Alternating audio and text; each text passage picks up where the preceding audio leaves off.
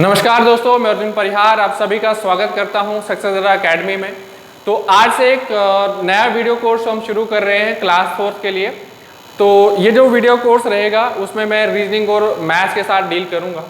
तो मैथ्स और रीजनिंग जो है वो लगभग 40 नंबर का है, ठीक है। रीजनिंग 20 नंबर का और जो मैथ्स है वो भी 20 नंबर का है, दोनों 20-20 नंबर के हैं।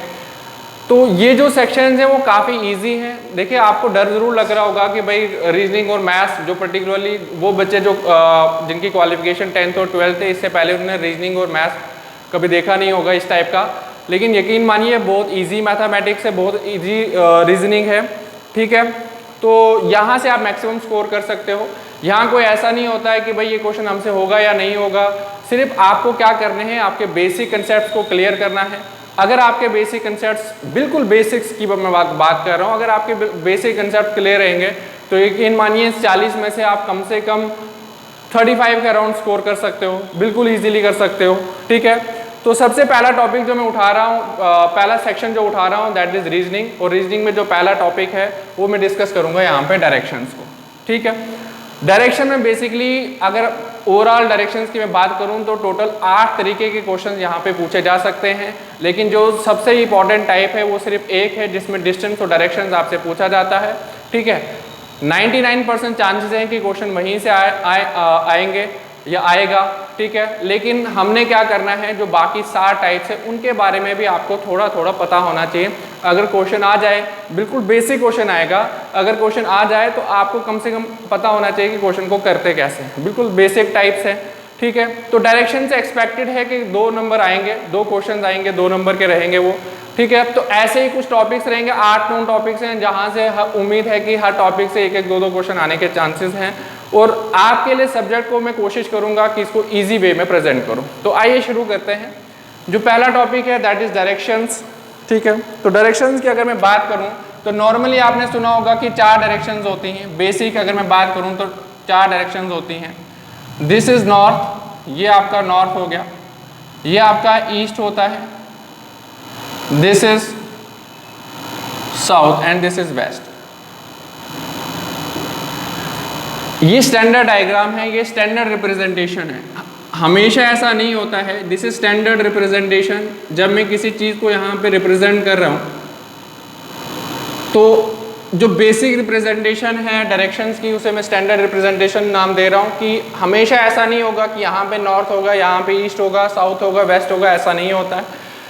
लेकिन स्टैंडर्ड रिप्रेजेंटेशन में हम डायरेक्शन को इसी प्रकार से रिप्रेजेंट करते हैं और इनके बीच का एंगल जो होता है वो हमेशा 90 डिग्री होता है। किसी, चाहे आप ईस्ट और साउथ में देख लो, चाहे आप वेस्ट और साउथ में देख लो, चाहे आप नॉर्थ और वेस्ट में देख लो, ये एंगल हमेशा ही 90 डिग्री रहेगा, चाहे डायरेक्शन किसी भी प्रकार से हो। देखिए, ये कुछ इस प्रकार से है, ये इस प्रकार से कॉम्बिनेशन बनता है, ये फिक्स है आपस में, ठीक है। तो ये आपका नॉर्थ आ गया, ये ईस्ट आ गया, ये साउथ आ गया और ये आपका वेस्ट आ गया। अब ये जो 4 डायरेक्शंस हैं, ये इसको मैं ऐसे भी घुमा सकता हूँ, ऐसे भी घुमा सकता हूँ, किसी भी तरीके से घुमा सकता हूँ। लेकिन आप मुझे बताइए, क्या इन पेन्स की जो पोजीशन है वो आपस में कभी चेंज होगी? यहाँ से लेकर यहाँ तक का जो फासला है और ये जो एंगल है वो हमेशा ही सेम रहेगा। अगर ये भी ऐसे है तो जब मैं इसको ऐसे करूँगा तो ये फासला तो सेम ही रहेगा ना। कहने का मतलब है कि रिस्पेक्टिव पोजीशन जो होगी उनकी वो कभी भी चेंज नहीं होगी। हाँ, ये ज़रूर हो सकता है कि अभी ये नॉर्थ है लेकिन जब मैं पूरा घुमाऊंगा तो ये पूरा का पूरा सिस्टम ही घूमेगा, ठीक है। तो देखें यहाँ पे आपको इस चीज़ को कैसे समझना है। 2 चीज़ें होती हैं, एक होता है क्लॉकवाइज रोटेशन, एक होता है क्लॉकवाइज रोटेशन, दूसरी चीज़ होती है anti clockwise rotation. Anti clockwise rotation, अब ये क्लॉकवाइज रोटेशन क्या चीज़ होती है? जिस डायरेक्शन में आपकी सुई, आपकी घड़ी की सुई मूव करती है उसे आप क्लॉकवाइज कहते हैं।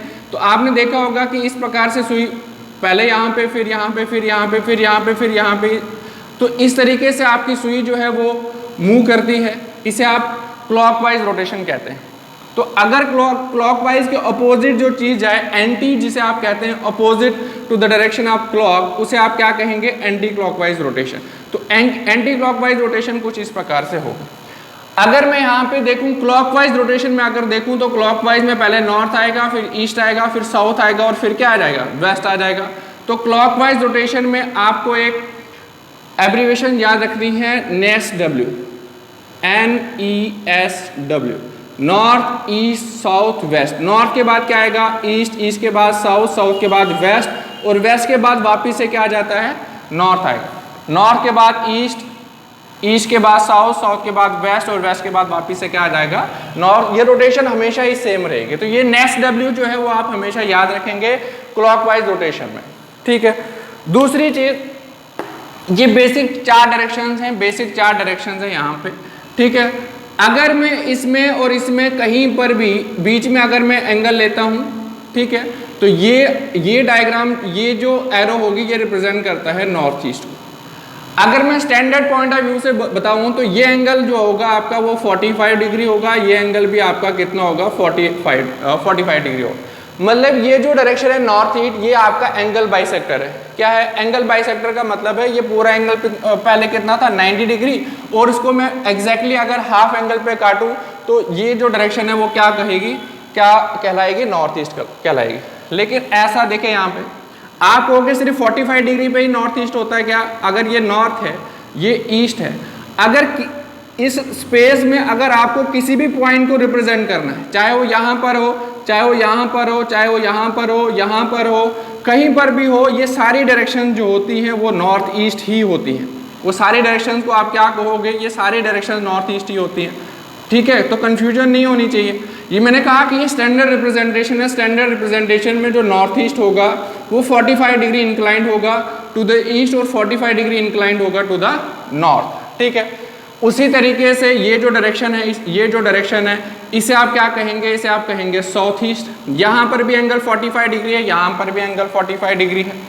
उसी तरीके से ये जो डायरेक्शन है उसे आप क्या कहेंगे, साउथ वेस्ट, और ये जो डायरेक्शन है उसे आप क्या कहेंगे, नॉर्थ वेस्ट, ठीक है। तो काफ़ी बच्चों को कंफ्यूजन होता है कि भाई ये नॉर्थ ईस्ट है, इसको हम ईस्ट नॉर्थ क्यों नहीं बोलेंगे, ठीक है। या जैसे ये साउथ, इसको मैंने साउथ ईस्ट कहा तो इसको ईस्ट साउथ क्यों नहीं कहेंगे, इससे कोई फर्क नहीं पड़ता है। दूसरी चीज़ आप ये याद रखेंगे कि ये जो सब डायरेक्शंस, इनको सब डायरेक्शंस कहते हैं। ये जो सब डायरेक्शंस होते हैं, इन सब डायरेक्शन का नाम या तो नॉर्थ से शुरू होता है या तो साउथ से शुरू होता है, डिपेंडिंग अपॉन वो किसके बीच में लाई करती है। अगर वो नॉर्थ के साथ, चाहे वो वेस्ट के साथ, चाहे ईस्ट के साथ हो, तो पहला नाम नॉर्थ आएगा। देख लीजिए यहाँ पे नॉर्थ और ईस्ट के बीच में है तो नॉर्थ ईस्ट, नॉर्थ और वेस्ट के बीच में है तो नॉर्थ वेस्ट। उसी तरीके से अगर साउथ के साथ रिलेटेड हैं, अगर बीच वाली डायरेक्शन है साउथ और ईस्ट के बीच में तो साउथ ईस्ट, साउथ और वेस्ट के बीच में है तो साउथ वेस्ट, ठीक है। ये नेमिंग से रिलेटेड चीज़ें हैं। तो अभी तक आपने क्या सीखा, अभी तक आपने ये सीखा कि बेसिक आपकी 4 डायरेक्शंस होती हैं, नॉर्थ हो गया, ईस्ट हो गया, साउथ हो गया और वेस्ट हो गया, और इनमें आपस में जो एंगल होता है वो एंगल होता है 90 डिग्री, ठीक है, 90 डिग्री। ये स्टैंडर्ड रिप्रेजेंटेशन है, इसको आप किसी भी तरीके से घुमा सकते हो, ठीक है। तो क्लॉकवाइज रोटेशन में हमेशा आप ये वर्ड याद रखेंगे, NESW, NESW। क्लॉकवाइज में हमेशा नॉर्थ के बाद ईस्ट आएगा, इसके बाद साउथ आएगा, साउथ के बाद वेस्ट आएगा और वेस्ट के बाद क्या आएगा, नॉर्थ आएगा, ठीक है। तो ये क्लॉकवाइज रोटेशन में आप ये याद रखेंगे। उसके बाद सब डायरेक्शंस की मैंने यहाँ पे बात की, तो सब डायरेक्शंस भी 4 हैं, तो 4 हैं यहाँ पे। जैसे नॉर्थ और ईस्ट के बीच में अगर देखूँ तो नॉर्थ ईस्ट, साउथ और ईस्ट के बीच में देखूँ तो साउथ ईस्ट, साउथ और वेस्ट के बीच में साउथ वेस्ट, और नॉर्थ और वेस्ट के बीच में नॉर्थ वेस्ट। ये इंक्लाइंड होता है 45 डिग्री, चाहे आप हॉरिजेंटल एक्सिस की बात करो या वर्टिकल एक्सिस की बात करो, दोनों पे इंक्लाइंड है 45 डिग्री पे, ठीक है। क्या है, 45 डिग्री पे। आई होप आपको इतनी चीज़ें समझ आई होंगी यहाँ पे। अब देखिए यहाँ पे मैं आपको बेसिकली बताता हूँ कि क्या होता है। मान लीजिए मैंने किसी चीज़ को इस पूरे डायरेक्शन को रोटेट कर दिया, और रोटेट करने के बाद मैंने आपको लिख लिया कि भाई ये वाली डायरेक्शन नॉर्थ है। अगर ये वाली डायरेक्शन नॉर्थ है, ये इनफैक्ट आगे जाके हम क्वेश्चन भी करेंगे, तो मैं आपको थोड़ा सा बता रहा हूँ आपको कि किस तरीके से बन सकती हैं चीज़ें। ये नॉर्थ है, और आपसे अगर कोई पूछा जाए कि बताओ ये वाली डायरेक्शन कौन सी है, पहले तो स्टैंडर्ड डायग्राम में नॉर्थ यहाँ पे होता था ना, मैंने कहा हमेशा इस प्रकार से नहीं हो सकता, आप इसको रोटेट भी कर सकते हो, चाहे क्लॉकवाइज रोटेट करो, एंटी क्लॉकवाइज रोटेट करो, किसी भी तरीके से रोटेट कर सकते हैं। जब मैंने कोई रोटेशन की होगी तो ये वाली डायरेक्शन क्या मतलब जो नॉर्थ पहले यहाँ था वो कहाँ पहुँच गया, यहाँ पे। अब आपको बताना है कि ये वाली डायरेक्शन कौन सी होगी। तो आपको क्या करना है, मैंने क्या बोला आपको कि क्लॉकवाइज में आपको क्या वर्ड याद रखना है, नॉर्थ के बाद। क्लॉकवाइज ऐसे है ना, तो क्लॉकवाइज ऐसे हम घूमते हैं, तो नॉर्थ के बाद हम जब क्लॉकवाइज घूमेंगे तो क्या आएगा, यहाँ पे ईस्ट आएगा। ईस्ट के बाद जब क्लॉकवाइज घूमेंगे तो क्या आ जाएगा, वहाँ पे साउथ आ जाएगा। और साउथ के बाद जब क्लॉकवाइज घूमेंगे तो क्या आ जाएगा यहाँ पे वेस्ट। तो आपका आंसर क्या आ जाएगा वेस्ट। कैसे किया मैंने इस नेक्स्ट डब्ल्यू से देख लो, नॉर्थ ईस्ट साउथ और वेस्ट। समझ आया आपको। एक और एग्जांपल देख लेते हैं। मिसिंग डायरेक्शन कहते हैं इसको बेसिकली क्या कहते हैं, मिसिंग डायरेक्शन। आपको कोई भी एक डायरेक्शन जो है वो मिसिंग होगी या एक डायरेक्शन गिवन होगी, बाकी डायरेक्शंस आपको पता करनी होगी किस प्रकार से। तो आप सिर्फ बेसिक पे ध्यान दीजिए कि किस तरीके से क्वेश्चन को करना है। मान लीजिए इस बार ये आपको ये वाली डायरेक्शन आपको क्या दी है, ईस्ट दी है, और आपसे ये वाला डायरेक्शन पूछी जा रही है कि ये वाली डायरेक्शन कौन सी है। तो वो कुछ भी दे सकता है। मान लीजिए ये ईस्ट है, तो आपने सिर्फ क्लॉकवाइज पे ध्यान देना है, क्लॉकवाइज रोटेशन पे ध्यान देना है। वो किसी भी प्रकार से दे सकता है क्वेश्चन, वो किसी भी प्रकार से दे सकता है। आपको ध्यान किस पे देना है, सिर्फ क्लॉकवाइज रोटेशन पे। तो जो क्लॉकवाइज रोटेशन है, क्लॉकवाइज रोटेशन के हिसाब से आपका एब्रीविएशन क्या बनता था, नेक्स्ट डब्ल्यू। तो कहाँ से शुरू किया है इसने, ईस्ट। ईस्ट के बाद क्या आता है, ईस्ट के बाद क्या आता है साउथ। साउथ के बाद क्या आता है वेस्ट, और वेस्ट के बाद मैंने क्या बोला था, वापिस से क्या आ जाएगा नॉर्थ। क्या आ जाएगा नॉर्थ। ये आपका आंसर क्या बन गया नॉर्थ। समझ आया आपको। किसी मैंने कहा वो किसी भी डायरेक्शन से शुरू कर सकता है। एक और एग्जांपल देख लेते हैं हम। ठीक है, ये 4 डायरेक्शंस हैं। मान लीजिए इस बार आपको ये डायरेक्शन जो है वो वेस्ट दी है, और आपसे ये वाले डायरेक्शन, वो ये वाले डायरेक्शन नहीं, मतलब कोई भी डायरेक्शन पूछ सकता है वो आपसे, जहां पे क्वेश्चन मार्क होगा वो पूछी जा सकती है। तो ये क्या कहा मैंने, ये आपके पास वेस्ट है। तो उसी तरीके से क्लॉकवाइज रोटेशन में आपको एक ही एब्रीविएशन याद रखनी है, नेक्स्ट डब्ल्यू। तो क्लॉकवाइज ऐसे घूमते हैं हम। वेस्ट के बाद क्या आता है, वेस्ट के बाद आता है नॉर्थ, नॉर्थ के बाद क्या आता है ईस्ट, और ईस्ट के बाद क्या आता है साउथ। क्या आता है साउथ। तो आपका आंसर क्या हो जाएगा, आपका आंसर जो है वो साउथ हो जाएगा। ठीक है, तो बेसिक चीज़ें आपको समझ आ गई होंगी कि किस प्रकार से होती हैं, किस प्रकार से नहीं। ठीक है, तो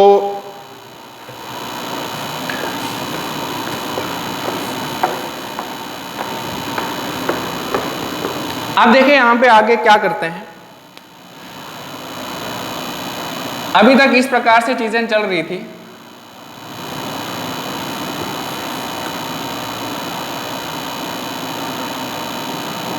मिसिंग डायरेक्शन जो है वो कहीं पर भी दे सकता है। ठीक है ना, मिसिंग डायरेक्शन कहीं पर भी दे सकता है। मान लीजिए इस बार उसने नॉर्थ यहां पे दिया है, और आपसे ये वाली डायरेक्शन पूछी, ये वाली डायरेक्शन पूछी है, तो आपको वही चीजें याद कर। देखिए यहाँ पे अब ऐसा नहीं है कि भाई ये वाले डायरेक्शंस पे मेन डायरेक्शन, ये मेन डायरेक्शन थी ना आपकी अभी तक, अब ये मेन डायरेक्शन है, किसी सब डायरेक्शन पे उसने नॉर्थ लिख लिया। अब अगर डायरेक्शन ये वाली मेन डायरेक्शन बन गई तो मेन डायरेक्शंस आपकी ये बन जाएंगे, क्योंकि मेन डायरेक्शंस में आपस में एंगल कितना होता है, 90 डिग्री होता है। तो अब आपको इन डायरेक्शंस पे ध्यान देना है, ये जो बाकी डायरेक्शंस है उनको छोड़ना है। 90 डिग्री का गैप लेना आपको, यहाँ से 90 डिग्री का गैप इधर है, फिर 90 डिग्री, फिर 90 डिग्री का गैप लेना है। तो क्लॉकवाइज रोटेशन में आपको पता है कि भाई क्या लिखते हैं हम, नेक्स्ट डब्ल्यू लिखते हैं। ठीक है, तो ये आपका नॉर्थ है। नॉर्थ के बाद क्लॉकवाइज में क्या आ जाएगा, ईस्ट आ जाएगा। ईस्ट के बाद क्या आ जाएगा, साउथ आ जाएगा। साउथ, और साउथ के बाद क्या आ जाएगा, वेस्ट आ जाएगा। तो ये वाली डायरेक्शन किस किस के बीच में है, साउथ और वेस्ट के बीच में है। साउथ और वेस्ट के बीच में है, तो आंसर क्या आ जाएगा आपका, साउथ वेस्ट आंसर आ जाएगा। क्या आंसर आ जाएगा, साउथ वेस्ट आंसर आ जाएगा। तो आई होप आपको चीजें समझ आ रही होंगी। एक और एग्जांपल ले लेते हैं, एक और एग्जांपल ले लेते हैं इसको रब करके। ठीक है, आपको एक और एग्जांपल समझाता हूं मैं आपको। इजी है बिल्कुल, कुछ नहीं करना है, बिल्कुल बेसिक चीजें हैं ये। इस बार 8 डायरेक्शंस फिर से दी हैं आपको, टोटल 8 डायरेक्शंस दी हैं। तो मान लीजिए इस बार आपको ये डायरेक्शन जो है वो नॉर्थ दी है।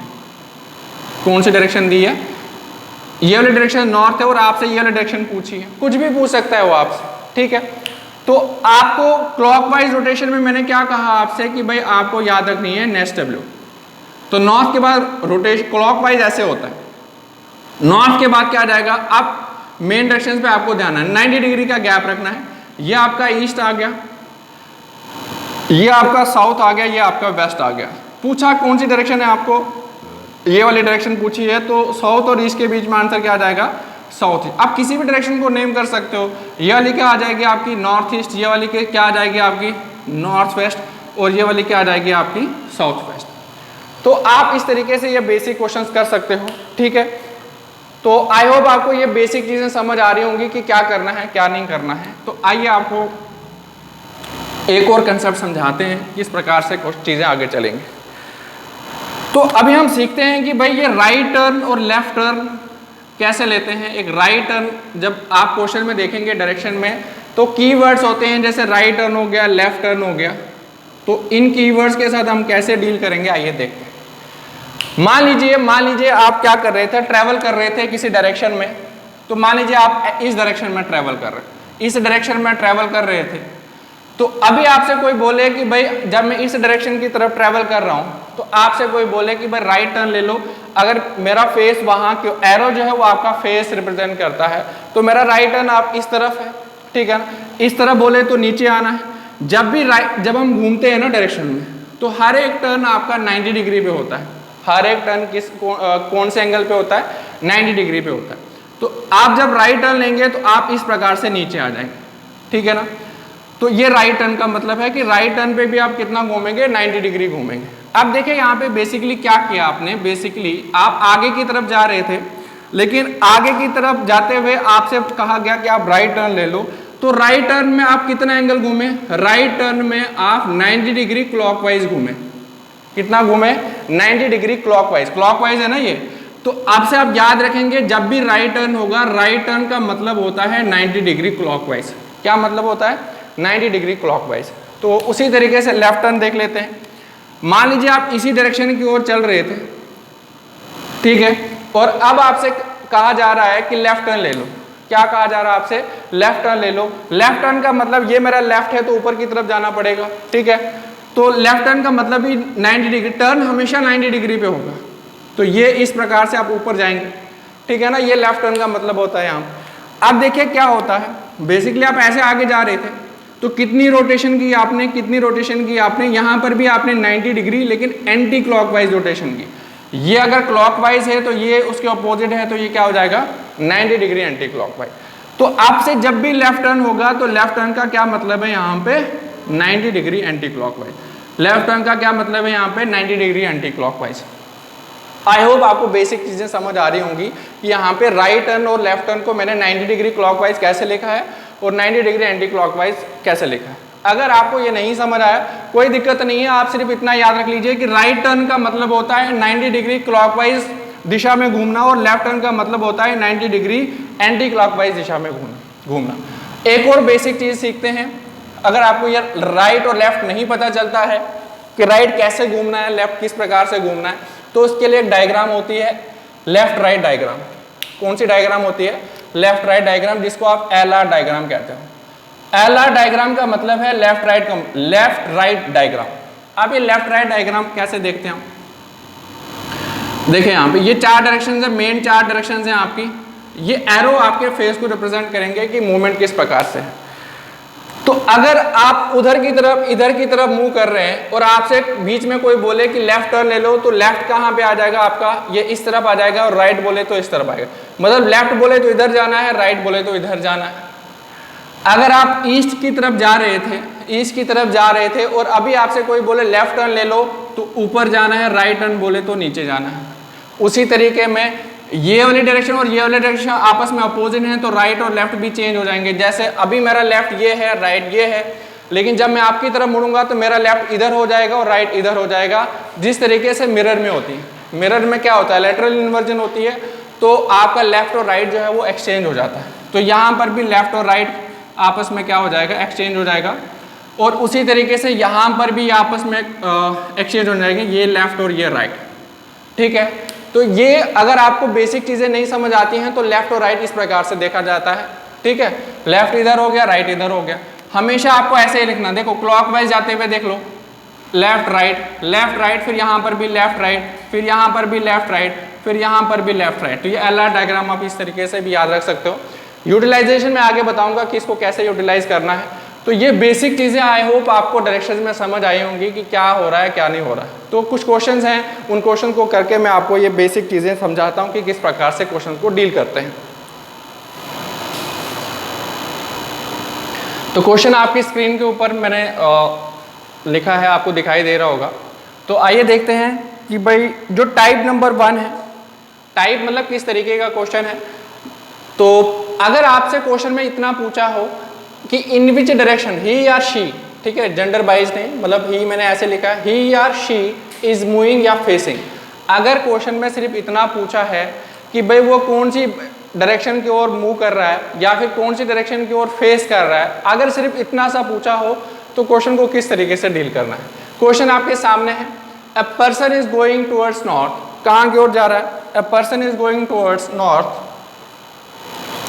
A person is going towards north after walking 100 metre, after walking 100 metre, पहले वो नॉर्थ की तरफ जा रहा है, फिर 100 मीटर चला और 100 मीटर चलने के बाद he turn to his right, मैं कीवर्ड्स को यहाँ पे सर्कल कर रहा हूँ, he turn to his right, और फिर से वो 50 मीटर चला, कितने मीटर चला, 50 मीटर चला। उसके बाद again he turn to his right, again he turn to his right and walks 100 metre, and walks 100 metre. 100 metre चलने के बाद finally he turn to his left, finally he turn to his left and walks 20 metre. Now in which direction, in which direction is he moving या facing, या वो ऐसा पूछ सकते हैं कि in which direction is he moving या फिर in which direction is he facing, इस प्रकार से क्वेश्चन आ सकता है। 99% ऑफ द टाइम इसी प्रकार के क्वेश्चन आने के चांसेस हैं, ठीक है, क्योंकि बिल्कुल बेसिक क्वेश्चन है और आपसे एक्सपेक्टेड है कि ये बेसिक क्वेश्चन आपसे निकलना चाहिए, ठीक है। तो दो तरीके हैं, पहले मैं मेथड नंबर 1 देख लेता हूं, उसके बाद हम शॉर्टकट देखेंगे कि इस क्वेश्चन को हम किस प्रकार से करेंगे। पहले बेसिक सीखना जरूरी है, डायरेक्ट ट्रिक सीखने से कुछ नहीं होता है। अगर आपके बेसिक्स क्लियर हैं तो आपको शॉर्टकट ज़्यादा अच्छे से समझ आएंगे, अगर बेसिक्स क्लियर नहीं है तो शॉर्टकट नहीं समझ आते हैं, क्योंकि वो अप्लाई नहीं कर पाते हो, आपको समझ नहीं होगा कि भाई ये मुझे कहाँ अप्लाई करना है, कहाँ नहीं अप्लाई करना है। इसलिए बेसिक्स को क्लियर करना ज़रूरी है। Once your basics are clear, उसके बाद आप शॉर्टकट जो है वो आपको समझ आ जाएगी, ये शॉर्टकट कहाँ पे अप्लाई होगा, कहाँ पे नहीं अप्लाई होगा। तो पहले बेसिक्स पे ध्यान देते हैं। तो मेथड नंबर 1 क्या है इस क्वेश्चन को करने का। पहले पर्सन कहाँ की ओर जा रहा था, नॉर्थ की ओर जा रहा था। कहाँ, यहाँ से शुरू करेंगे आप, कहाँ की ओर जा रहा था, पहले नॉर्थ की तरफ जा रहा था, ये नॉर्थ है। कितने मीटर चला वो, 100 मीटर। तो कितना मीटर चला वो, 100 मीटर चला। नॉर्थ की तरफ पहले कितना डायरेक्शन डिस्टेंस मूव किया उसने, 100 मीटर, और 100 मीटर के बाद he turn to his right. तो आपको याद होगा मैंने आपको एक लेफ्ट राइट डायग्राम बोली थी, समझाई थी। तो लेफ्ट राइट में ये लेफ्ट था, ये राइट था, left right left right left right. तो ये वाले डायरेक्शन में हम जा रहे हैं, तो इस डायरेक्शन में उसने अब राइट टर्न लेना है। तो राइट टर्न किस तरफ है, उस तरफ है, तो राइट टर्न लेना है यहाँ से, और राइट टर्न लेने के बाद कितना मीटर चलना है, 50 मीटर चलना है, 50 मीटर चलना है। अब देखिए क्या होता है, जब मैंने यहाँ पे डिस्टेंस जो है वो रेशियो के हिसाब से लेने हैं। जो पहला डिस्टेंस, अगर मैं 100 को इतना रिप्रेजेंट कर रहा हूँ तो 50 ऑब्वियस ही बात है उससे हाफ होगा। आप ऐसा नहीं कि इतना ही लेना, आप इतना भी ले सकते हो 100, डिपेंडिंग अपॉन कि आपकी कॉपी में कितनी स्पेस है। उसके बाद जब 50 लोगे तो ऑब्वियस ही बात है, अगर इतना 100 है तो 50 को रिप्रेजेंट करने के लिए इसे आधा डिस्टेंस लूंगा मैं, ये 50 मीटर, हाँ या ना, ठीक है। तो देखें यहाँ पे ही टर्न टू 50 मीटर तक चल लिए, again he turn to his right, उसके बाद ये फिर से राइट टर्न लेगा। तो इसमें ये वाली डायरेक्शन और ये वाली डायरेक्शन सेम है ना, तो राइट टर्न कहाँ की ओर है, नीचे की ओर। राइट टर्न लेने के बाद वो फिर से 100 मीटर चलेगा, कितना मीटर चलेगा, 100 मीटर। तो राइट टर्न नीचे की ओर 100 मीटर चलेगा, तो ऑब्वियसली बात है इतना ही डिस्टेंस वो वापस आ जाएगा यहाँ पे, 100 मीटर चल लिए यहाँ से स्टार्टिंग से, ठीक है। And finally he turn to his left, and finally he turn to his left. तो लेफ्ट यहाँ पे कहाँ की ओर है, इधर की तरफ है लेफ्ट, क्योंकि ये अपोजिट डायरेक्शन में है, ये इस प्रकार से है तो लेफ्ट इस साइड होगा, लेफ्ट। और वॉक 20 मीटर, कितना डिस्टेंस उसने चला, 20 मीटर। कितना मीटर चला वो, 20 मीटर। अब आपसे पूछा जा रहा है कि in which direction is he moving, ये कौन सी डायरेक्शन की ओर मूव कर रहा है। तो ये वाली डायरेक्शन कौन सी होती है, अगर मैं इसको ओरिजिन मानूं, जहां से आपने शुरू किया था, अगर मैं इसको ओरिजिन मानूं, इसको मैं ओरिजिन मानूं यहाँ पे, तो ये वाली डायरेक्शन कौन सी होती है, ये वाली डायरेक्शन आपकी ईस्ट होती है। कौन सी होती है, ईस्ट होती है। तो आपका आंसर क्या आ जाएगा, ईस्ट। ये बेसिक है, क्या है ये बेसिक तरीका है क्वेश्चन को करने का। तो शॉर्टकट देखिए, शॉर्टकट से आप क्वेश्चन को कैसे कर सकते हैं। तो ट्रिक देखिए, यहाँ पे ट्रिक क्या है, यहाँ पे आप पहले आपको इस क्वेश्चन में ये जो मीटर है ना, इनकी कोई वैल्यू, इसका कोई मतलब नहीं, ये 50 मीटर, ये 100 मीटर, ये 100 मीटर, ये 20 मीटर, इसकी कोई अहमियत नहीं है। आप देखिए आपको करना क्या है, आपको सबसे पहले देखना है कि स्टार्टिंग में वो कौन सी डायरेक्शन की ओर जा रहा है। कौन सी डायरेक्शन की ओर जा रहा था पहले स्टार्टिंग में? वो नॉर्थ। तो मैंने यहाँ पे क्या लिख लिया? नॉर्थ। क्या लिख लिया मैंने? नॉर्थ। बस उसके बाद आपको इन डिस्टेंस पे ध्यान नहीं देना। तो मैंने जानबूझकर ये जो डिस्टेंस है इनको सर्कल नहीं किया था। इन डिस्टेंस का कोई वैल्यू नहीं है आप, क्योंकि आपसे सिर्फ डायरेक्शन पूछी है। तो डायरेक्शन में हमेशा किसका योगदान है? डायरेक्शन में हमेशा योगदान जो है वो राइट और लेफ्ट टर्न का है, डिस्टेंस का कोई योगदान नहीं है, ठीक है ना। तो राइट और लेफ्ट में आप देखेंगे सबसे पहले उसने कौन सा टर्न लिया था? राइट। तो कौन सा टर्न लिया था उसने? राइट। तो देखिए यहाँ पे राइट टर्न लिया था। राइट के बाद उसने कौन सा टर्न लिया था? एक और राइट लिया था। और इस राइट के बाद उसने कौन सा टर्न लिया था? लेफ्ट टर्न लिया था। और फाइनली आपसे आंसर पूछा गया था कि भाई आंसर क्या है। तो देखिए यहाँ पे मैंने स्टार्टिंग में क्या बोला था? स्टार्टिंग में मैंने बोला था कि आपका राइट टर्न का मतलब होता है, राइट टर्न का मतलब होता है 90 डिग्री क्लॉकवाइज। और लेफ्ट टर्न का क्या मतलब होता है? लेफ्ट टर्न का मतलब होता है 90 डिग्री एंटी क्लॉकवाइज। तो आपको नहीं लगता एक राइट और एक लेफ्ट आपस में कैंसिल हो जाएंगे? एक राइट और एक लेफ्ट आपस में क्या हो जाएंगे? कैंसिल हो जाएंगे। समझ आई बात आपको? ठीक है। 90 डिग्री क्लॉकवाइज और 90 डिग्री एंटी क्लॉकवाइज जो होते हैं वो आपस में कैंसिल आउट हो जाते हैं। क्या हो जाते हैं? Cancel out. इसका मतलब किसी एक राइट को किसी एक लेफ्ट के साथ कैंसिल कर लो, ये राइट और ये लेफ्ट आपस में क्या हो जाएंगे? कैंसिल। क्योंकि 90 डिग्री क्लॉकवाइज और 90 डिग्री एंटी क्लॉकवाइज आपस में कैंसिल आउट हो जाते हैं, ठीक है। तो नॉर्थ के बाद कौन कितने टर्न बचे? एक ही टर्न बचा। कौन सा टर्न बचा? राइट टर्न बचा। तो देखें यहाँ पे ये आपका नॉर्थ है, ये आपका ईस्ट है, ये आपका साउथ है, ये आपका वेस्ट है। तो राइट टर्न का क्या मतलब होता है? राइट टर्न का मतलब होता है 90 डिग्री क्लॉकवाइज घूमना। 90 डिग्री क्लॉकवाइज घूमना। तो नॉर्थ के बाद अगर आप 90 डिग्री क्लॉकवाइज घूमेंगे तो कहाँ पे पहुंचेंगे? कहाँ पे पहुंचोगे आप? कहाँ पे पहुंचोगे? ईस्ट पे। इसलिए डायरेक्टली आपका आंसर क्या हो जाएगा? ईस्ट। तो बिना क्वेश्चन को सॉल्व किए हुए आप directly without pen and pencil जो है वो डायरेक्टली क्वेश्चन को सॉल्व कर सकते हो इस बेसिस पे, ठीक है। लेकिन मैं फिर से कह रहा हूं आपको कि बेसिक्स क्लियर होना जरूरी है, ठीक है। जब तक बेसिक्स क्लियर नहीं होंगे तब तक आपको समझ नहीं आएंगे शॉर्टकट्स क्या है। मैं दोबारा समझा रहा हूं शॉर्टकट किस प्रकार से है। आपको क्या करना है?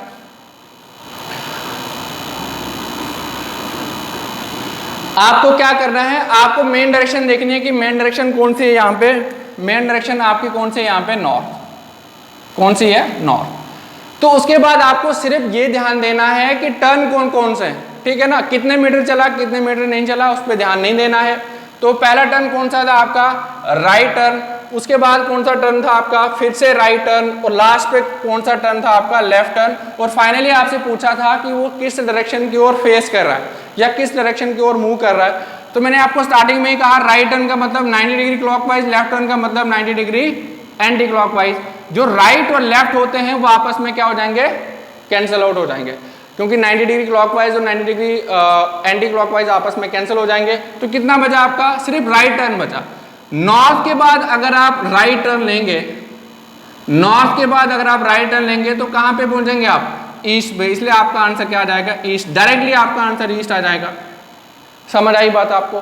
लेकिन ये वाली ट्रिक कहां पे एप्लीकेबल होगी? सिर्फ वहां पे एप्लीकेबल होगी जहां पे आपको सिर्फ डायरेक्शन आपसे पूछा होगा कि वो कौन सी डायरेक्शन की ओर फेस कर रहा है या फिर वो कौन सी डायरेक्शन की ओर मूव कर रहा है। सिर्फ अगर इतना सा क्वेश्चन पूछा हो तो आप डायरेक्टली आंसर लिख सकते हो। और मैंने कहा आपको कि इसी प्रकार के क्वेश्चन आपको देखने को मिलेंगे, ठीक है। तो आई होप आपको क्वेश्चन नंबर 1 समझ आया होगा, ठीक है। तो कुछ और क्वेश्चन जो है वो हम डिस्कस करेंगे अभी। तो ये बेसिक चीजें आप उतार लो।